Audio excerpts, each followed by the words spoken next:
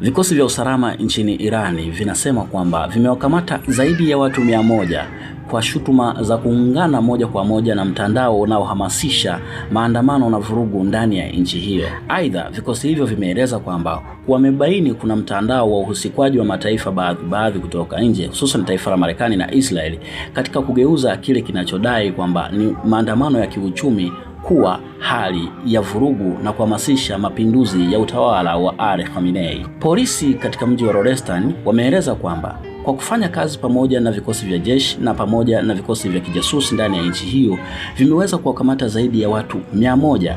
kwa vitendo vya kuhamasisha maandamano na hali ya uvunjifu wa amani katika nchi hiyo, hali ambayo haiwezi kuvumilika katika nchi hiyo ya Kiajemi.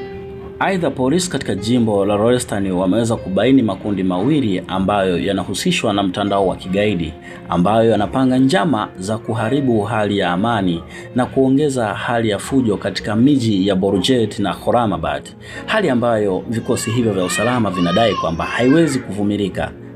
Wakati huo huo, msemaji mkuu wa halmashauri kuu ya katiba ya nchi ya Irani, Hadhan Nazif, wakati anazungumza na waandishi wa habari, alinukuliwa akisema kwamba uingiliaji wa mataifa ya kutoka nje ya Irani umesababisha kubadilisha taswira halisi ya maandamano yaliyoanzishwa na wananchi wapendwa wa nchi hiyo Irani kuwa maandamano yenye fujo na uharibifu na sio kile ambacho kilikusudiwa tokea awali.